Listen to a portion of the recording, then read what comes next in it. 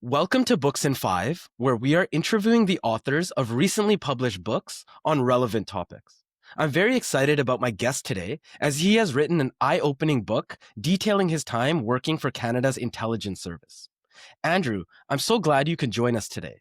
Please tell us your full name, the title of your book, and a little bit more about your background. Thank you so much for having me. My name is Andrew Kirsch. My book is called I Was Never Here, My True Canadian Spy Story of Coffee's Code Names and Covert Operations in the Age of Terrorism. I wrote it about my experience as an intelligence officer with the Canadian Security Intelligence Service, otherwise known as CSIS, and that is Canada's domestic security service. So it's great to be here to talk to you about it. Let's move on to our first question.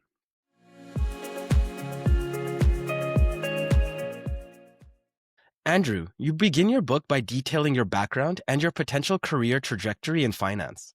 Can you tell us more about what you thought your life would look like, your motivations for wanting to work for CSIS, and the recruitment process? It's a detailed in the book. I never dreamed of growing up to be, pardon me, to be a spy. I didn't watch kind of spy movies and think about it as a career. I'm going to age myself a little bit here. I was a senior in my last year at Brown University in Rhode Island when the terrorist attacks happened on 9/11 in 2001. And I was living in London, England, and working in finance for a bank. And I was there in 2005 when the terrorist attacks happened on July 7th. So this was, for those who remember, kind of an age of terrorism. I talk about the age of terrorism, right? The Spanish train derailment, barracks bombings. There were bombs going off in capital cities all around the world, and that's when I first, thought about intelligence and spying and military as a career. Something big going on in the world that I wanted to be a part of. And I would say, I wish I could tell you a cool story about how I was recruited out of graduate school in a faculty lounge, or that someone threw a pillowcase over my head and on the street and threw me in the back of an SUV and whisked me away. But I am not that cool. It all started for me with a Google search, and it was, does Canada have spies? How do I become a Canadian spy? So I, moved back to Toronto. I was living in London at the time. Applied online. I get this question all the time. How'd you get in? I say applied online through the government jobs portal and applied to be an intelligence officer. Went through the recruitment process, and at this time, 20, almost 25, a little over 20 years ago, there was a generation of us, and we were from all over the country, all different backgrounds, geographically, culturally, that had this call to service. There was something going on in the world. There was something big happening, that we wanted to get involved and fight terrorism. So I know I was one of this. We joke that we ran away and joined the circus. One of these folks who decided we want to get involved, and joining CSIS sounded like a good idea at the time. We didn't know much about what it was, what we'd be doing, what it took to get in, what the job entailed, and that was, the desire to join. And the recruitment process, you start to learn about it a little bit. Okay, what is a job of an intelligence officer? How do I get in? What do they expect us to do? And then while you're in getting training, it's really about, okay, how do I do the job? How do I talk to people, have coffees and conversations in coffee shops to elicit sensitive information? How do I write reports? How do I search our databases and do all these things that, intelligence officers are expected to do? And when I signed up, there was so little information available about what the job involved, what CSIS is, what our intelligence officers do. I wished I had a book like this, like mine, when I signed up. So that was one of the reasons to write it. The motivation was, I know there are kids out there who are interested in a career in national security, who have a passion to get involved and served, and I wanted to say what I could to those who were drawn to it about what that would be like. What happens when you run away and join the circus? What are the things that you don't even know you're going to have to worry about or think about and do are? And as I said, that was kind of a bit of a motivation for joining. And then to our topic here, motivation for writing the book. Our final minute for this question, let's talk a little bit more about the recruiting aspect of it. Because, you brought up spy movies. Was it, lie detector tests and background checks? Like, tell us more about that. There's a number of stages in the recruitment process. I do go through them, which is you go in for an informational interview. They tell you all the things that you're going to need to know and study. And really, it's the CSIS Act. You're going to be quizzed on the Act. I tell anybody, if you're going to join an organization, it's important to know, what that organization does, what it's about, what its founding mandate is. For CSIS, it is to collect, analyze, and advise government on threats to the security of Canada. And there are four main threats: terrorism, espionage and sabotage, foreign influenced activities, and subversion. And so if you think about all the things that you are mandated to do, to collect, we were field agents, we were collecting, to analyze, we were analyzing. And the recruitment process was to kind of figure out, could you do it? What was your proclivity? So you go through role-playing exercises. There was a psychological assessment, psychological test. There was a polygraph that I had to take to determine my loyalty and my loyalty to Canada, and then a number of kind of exercises in the stage. So it was to kind of weed down from these thousands of people who all signed up with the application online into these classes of 20 odd people a couple times a year that would become intelligence officers. Let's move on to our second question.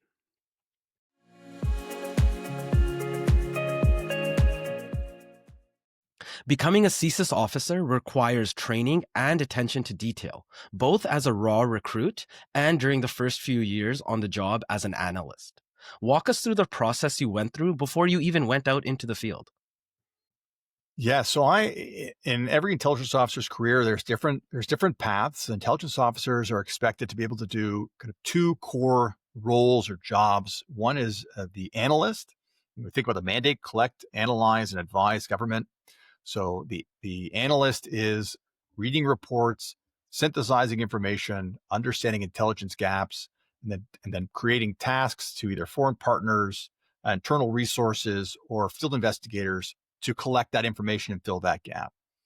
And then there's the collectors, the intelligence officers, the field investigators, who are out, knocking on doors, having coffee, and trying to get this information.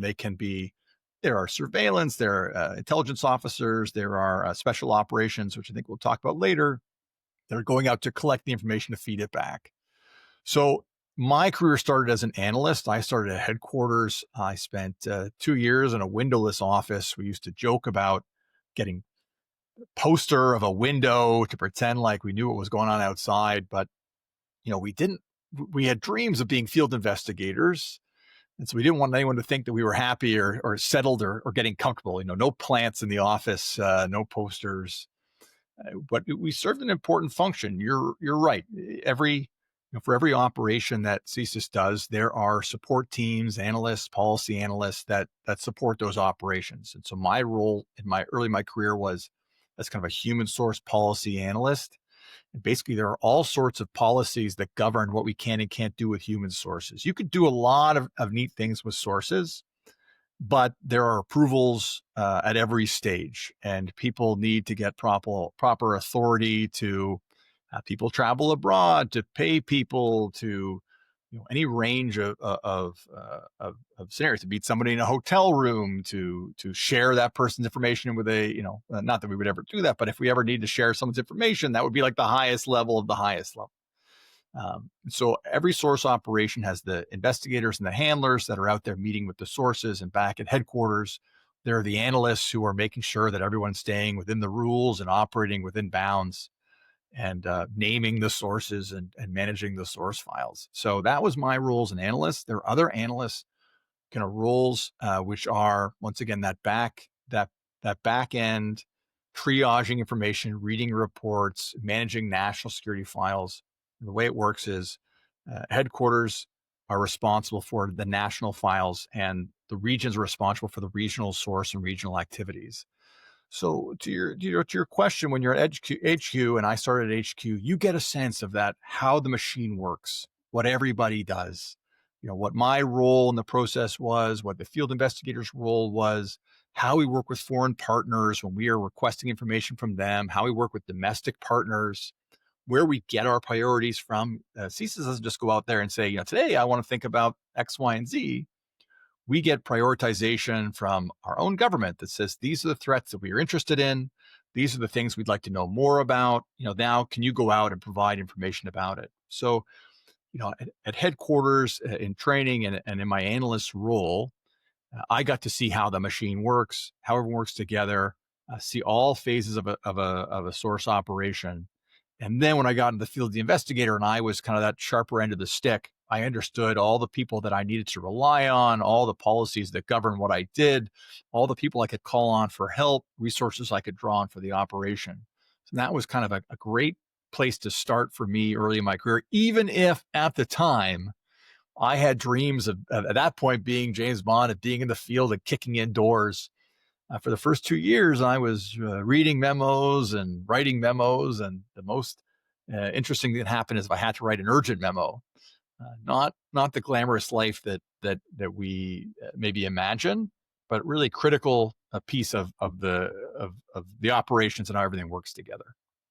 Final 30 seconds with this. Let's move to something fun because you talk about it in the book about the importance of code names. Yes. Okay. That's my favorite thing. I mean, really, every human source gets a code name. We don't just call people by their names. Obviously, it's to obscure their identities from everyone. For me too, I named human sources. I was administering their files, but once they were named, I actually didn't know most human sources' real names. We referred to them as code names. So a great Friday afternoon activity, if things were a little quiet, is we'd sit around, we'd come up with the most ridiculous code names we could think of, have a lot of fun with it. Now, code names, they couldn't be a kind of a regular name that would appear in reports, because sometimes you're going to put these names in reports to see what's going on with your source. So it could be like tree, because how many times is tree going to pop up in a report? It couldn't be a proper name. It couldn't be a derogatory or silly term. So there were restrictions, but you could still, I joke about in the book, I say, I'm sure that every Top Gun call sign it was a source of the service, a code name used in the early, late 1980s when Top Gun came out. I'm sure there's all sorts of Marvel superheroes and villains that are running around that they've got inspiration from those code names or using them in code names. And I'm sure some of my sources are still kicking around. Hopefully, when you named a source, you really felt attached to them. You rooted for them. If you had to write a memo with your source, you hoped it was something good and not something bad that happened. But obviously, code names were fun and important to keep some distance so that we can maintain the confidentiality of our most valuable assets. Let's move on to our third question.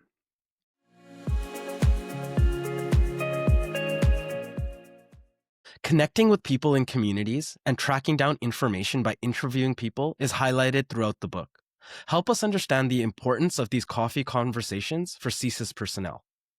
It's a great question and a big misconception in the community that if CSIS comes and knocks on your door, that you're in trouble, right? And people say, oh, no, I didn't do anything wrong, no trouble, and do I need to call a lawyer? But the reality is, we talk to a lot of people in the community. We call community interviews. Our job was to build networks, relationships of trust with people in the community that we could go to if we had a problem, or who would come to us if there was a problem, right? Obviously, there are folks in the community who have access to threat-related information. Ultimately, what we were looking for is threat-related information, as outlined under, the CSIS Act: threats of terrorism, foreign interference, espionage and sabotage. And there are people in the communities, by nature of their employment, of their status in the community, of their family, of their neighborhood, of their profession, that come across the information that we would be interested in. Now, obviously, sometimes that can be close, and you could be asking somebody about their cousin or somebody they work with, and that can be a little interpersonal.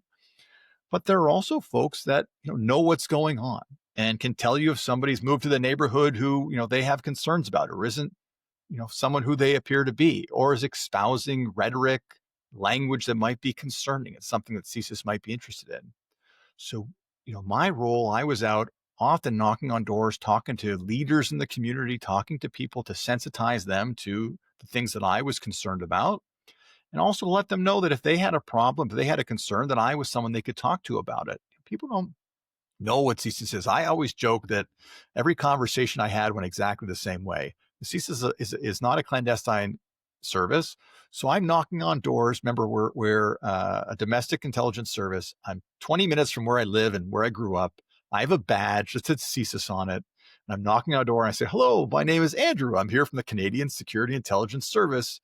Can I have a moment of your time? I believe you can help me with my national security investigation.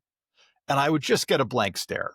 And I was like, CSIS, we're spies. Canada has spies. And no one's got any idea. But then I explained, look, we're worried about terrorism. This was kind of 2008, 9, 10, like a Toronto 18 case, the Villarreal case. We're starting to see foreign fighters pop up. Charges are being laid in many cases. We say, these are the threats that we're worried about. And if you see or hear anything, I'm the one to talk to, and let's work on keeping everybody safe together. It's not a hard pitch, because you're saying, you don't want to see anything bad happen in our community. I don't want to see anything bad happen in our community. We are protecting Canada. We're working together here. Let's chat about it. And you would build these contacts and these sources who either had access to information or could get it and be willing to talk to me about it. So if a name came up that I was concerned about, I could take it to somebody and say, have you heard of this person? What do you think? Or I'd love to know more about if this person is, saying things that are of concern. And you'd build these relationships. So, that was invaluable. And it wasn't like every time you knocked on a door, it was, okay, that's, thanks so much. And it was building relationships. It was, hey, let's have a coffee. How are things going? A couple months later, let's check in. What's going on? What are you seeing? What are we seeing? Because the people didn't know what the pieces of information they were providing might be, valuable and valuable. We could put that together and say, oh, it's so great. You can corroborate this information. I talk about in the book, one piece of information I had to figure out is, does someone leave Canada? And we heard that someone had left to do something. I just needed someone to tell me, oh yeah, they're gone, or they're not coming back, or they're still here. Even something as like that could be helpful too. So another reason to write the book, obviously, is that people know more about the intelligence service. So they know that it's like people like me, when they invite you out to coffee, you're not in any trouble. Meeting folks in the community is part of the job. Please say yes. Please know this is a real thing. These aren't made up people. And it's kind of the everyday part of the job. We're collecting information. I used to tell my wife, I was looking for people with information and who would talk to me about it. And a good day, I was 2 for 2, and a frustrating day is 0 for 2 or 1 for 2. Right? Trying to find people who had it and would chat about it. Andrew, let's move on to our fourth question.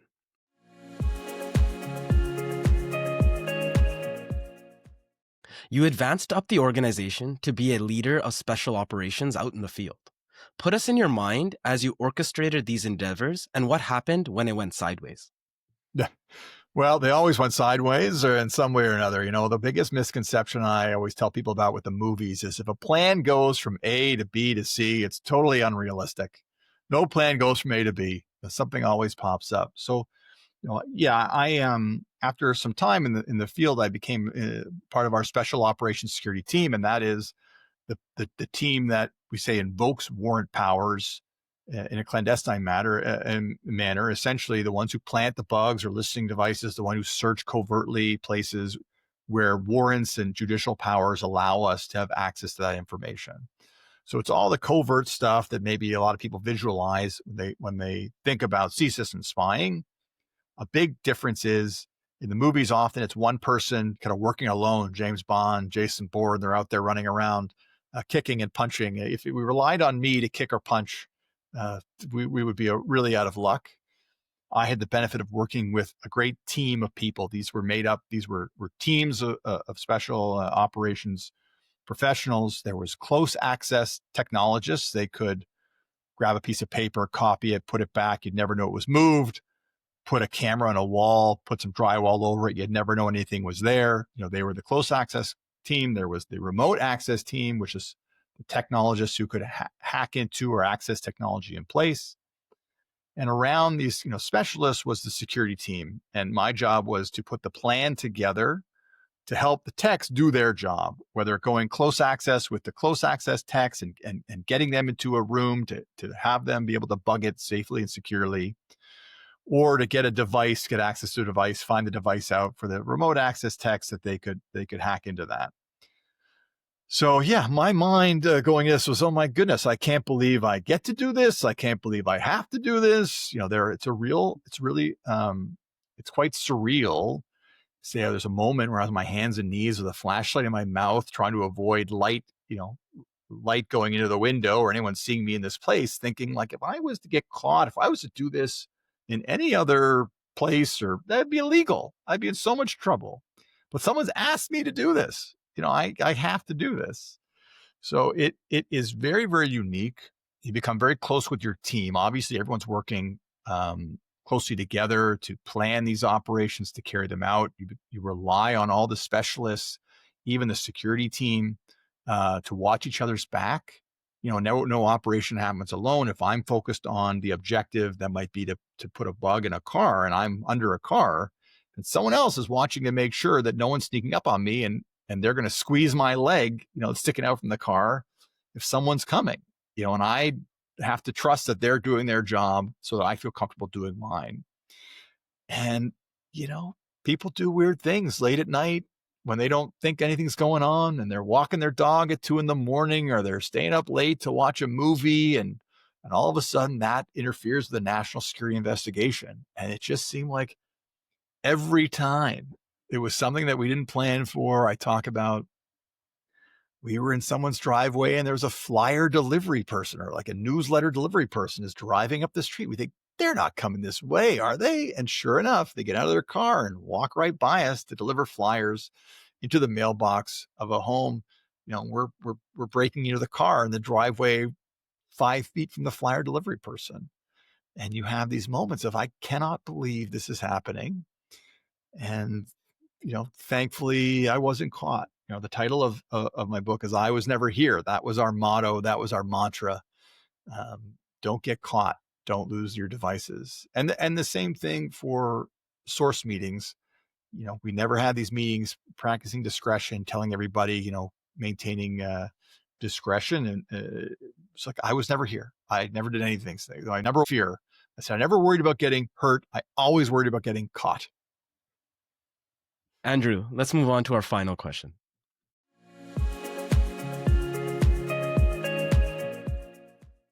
The challenges of balancing the professional with the personal while working with CSIS is showcased throughout the book.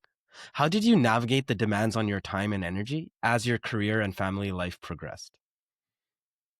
Well, that is certainly a challenge I didn't realize or didn't think much about navigating before I joined CSIS. I was, young, 20 or early 20s. You want to go work in Ottawa where you don't know anybody? Sure. Do you want to work in a windowless office for 2 years? Absolutely. Do you want to, lie to everybody you know about where you work and what you do? No problem. Sign me up. Right. It was willing to do whatever it took to be a part of the team. And there are sacrifices involved in this career, and all careers are sacrifices, with financial sacrifices, time sacrifices. I do not mean to, never to say this more than this. It's just unique challenges. And at some point you kind of say, you know what? Like, my life has changed. I always say the job didn't change. I did. They didn't lie about what it involved. I got less willing to do it. I got married. I had, there's a magic point when you date, you're going on dates as a single person working for CSIS, thinking, well, I'm not going to tell this person on my first date that I'm a spy, because that's very cheesy and not very operationally secure. And we don't do that. But there is a moment where, okay, I've been with this person long enough that it's going to be awkward when I tell them I've been lying to them for 6 months, and what are all the times that I told them I couldn't meet up? And they're going to wonder, what was I really doing? And keeping trust. You only lose that once. When you say you're out working and you're not out working, you don't get that back. And I was very, very, I was hypersensitive to it. What I asked of my partner, what I've asked of my wife. And then we had a child. It was even more so. In special operations, we were working 11 p.m. to 4 a.m. So I would come home from work because you have to work your 9 to 5. You have to work during the day. Come home, play with my kid, have a nap. I'd get up, put him to bed, give my wife a kiss goodbye, and go to work from 10:30 until 4 in the morning.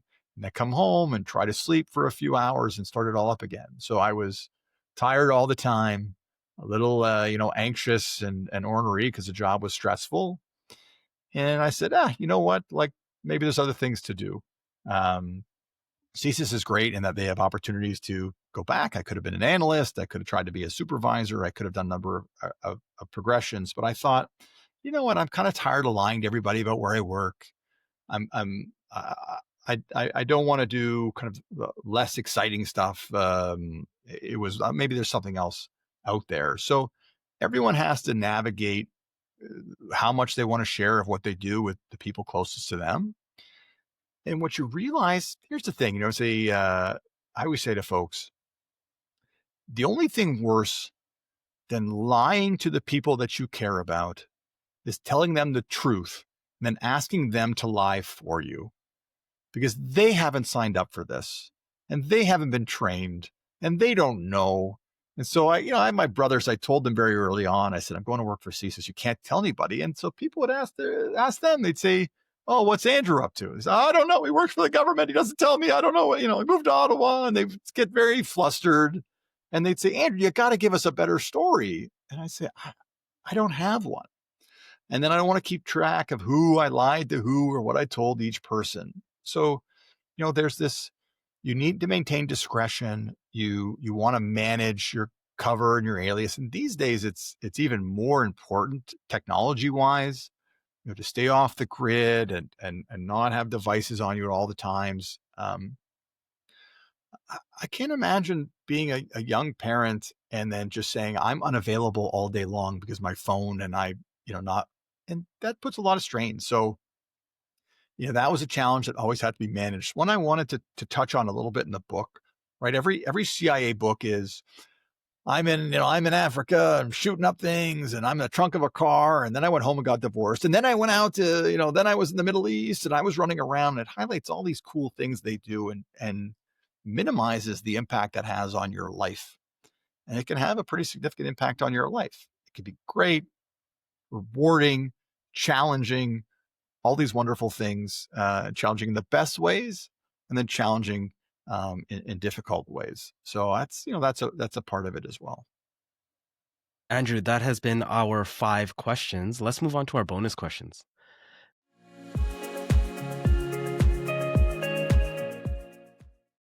So usually I would ask my guest what their background is and how they got into their line of work, but obviously that's your entire book. Let's move on into what you have done since leaving CSIS. This is, your own company. Tell us more about that. Yeah, I left CSIS. I also wanted to leave and make it kind of a clean break of it. I felt it was odd to be a covert, sneaky spy and then send my CV out with CSIS on the thing. I did do that. I worked for the province for a while, and then I set up my own shop. And the jokey tagline I have, which is not far from the truth, is I say I used to break into places, and now we help keep organizations safe and help keep people out by helping them mitigate the vulnerabilities that I used to exploit when I was a spy. So physical security assessments, some cybersecurity, making sure private clients can navigate the online world and limit their online exposure, because online exposures can materialize not just in our cyber and our physical space. We do bug sweeps. And try to use the skills and experience that I gained at CSIS to bring that to governments, organizations, and private clients.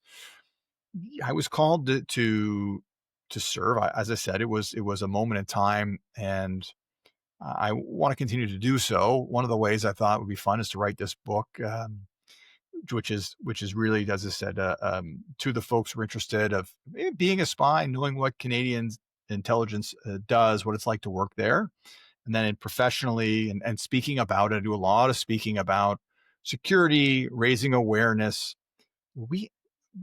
Mine was the first memoir of any intelligence officer who worked for CSIS about the experience of working for CSIS. And there's a CIA book every other week, maybe 10. And we have this habit of complacency of Canada of shying away, of not talking about these threats and risks, and not kind of saying that these are important things to talk about. When I do a public speech, I say, whatever safety and security we enjoy in Canada, it is not an accident. It is not guaranteed to continue. It's because every day, thousands of people in the intelligence community, law enforcement, the military, corporate security, get up and do what they can to keep it that way. And the evidence of Canada being safe and secure is not evidence that we don't need security, but that on some level it's working. But it's on all of us to do what we can to keep each other safe. So I was very proud to be a part of it in the intelligence community. I'm very proud to be a part of it in my private security career at Kirsch Consulting Group. KirschGroup.com is what we're doing now, and to spread the word, right? And that's why I'm really, really happy, and I appreciate being invited on here to talk about the book, but also just say, hey, Canada's got spies. We have threats. There are people out there who are in the night working hard in coffee shops, late at night in driveways and breaking into places to keep it that way and to honor what those folks are still doing. Because I was a middling IO, and some of the most amazing people who have done so much to keep Canada safe, you'd never hear anything about them. Andrew, let me ask you one final bonus question then.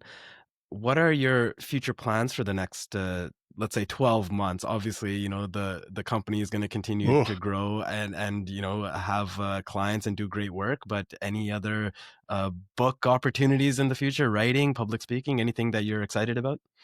Well, yeah, that you can share, obviously. Yeah, working on the business. The one fun thing is, someone approached me about turning the book into a TV show, which I think would be a lot of fun. Now, is that going to happen?